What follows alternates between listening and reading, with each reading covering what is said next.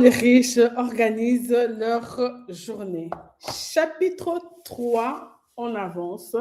Comment les riches organisent leur journée.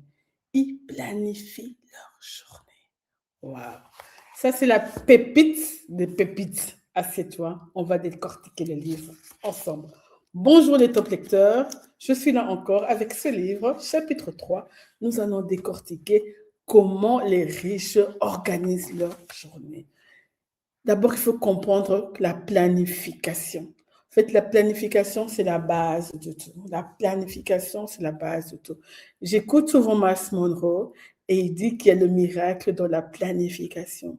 En fait, la planification est une forme très forte de foi, en fait.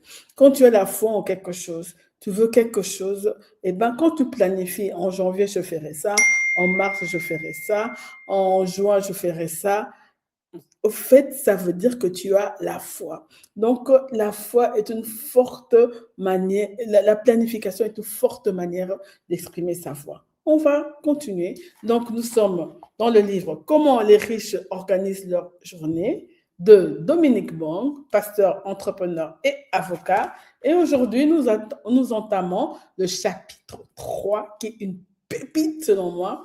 Ils planifient leur journée. Ok, dans la Bible, il y a Luc 14, 28 à 31.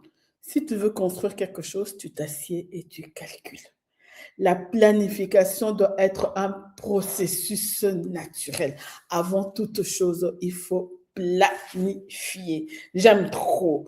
Les riches considèrent une journée comme étant un projet. Tu ne commences pas ta journée comme ça, tu ne te réveilles pas comme ça sans plan, non.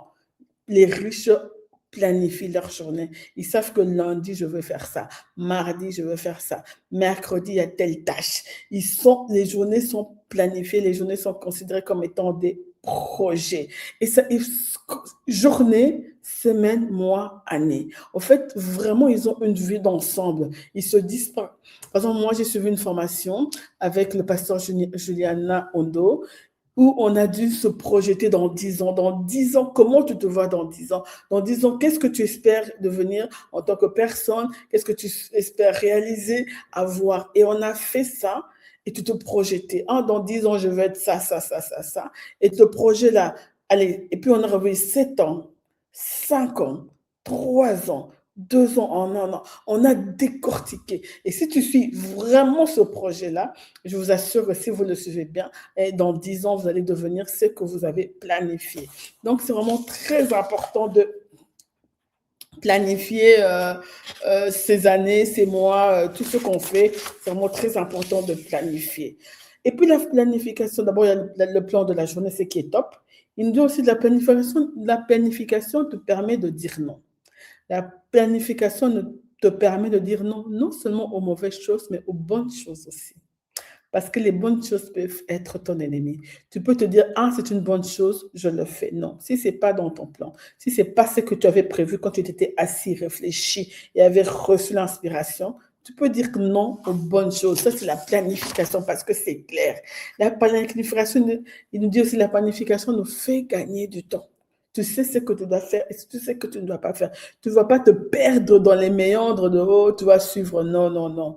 Allez, vraiment. Et puis la planification nous permet de faire des bilans.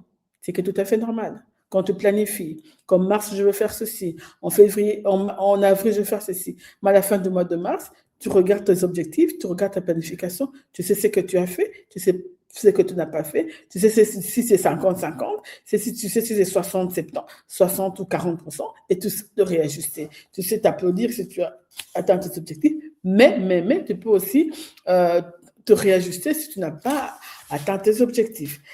Donc, je reviens, je vous assure que prenez ce livre sur comment les riches organisent leur journée, c'est une pépite. Organise ta journée. Prends le temps de t'asseoir et d'organiser ta journée. Sinon, tu vas aller au gré de vagues. Tu vas te retrouver là où tu n'as pas prévu de te retrouver. Rédige un plan pour ton année, pour tes mois, pour tes semaines, pour tes journées. C'est très important. Si tu veux aller quelque part, il faut être intentionnel. Ne te laisse pas au gré des vagues. Rédige un plan. Vraiment, c'était le chapitre 3 de notre super livre « Comment les riches organisent leur journée ». J'espère que tu vas prendre ce livre, j'espère que tu vas le lire et j'espère que tes journées seront beaucoup plus organisées. Je vous dis au revoir les top lecteurs et on se retrouve la semaine prochaine.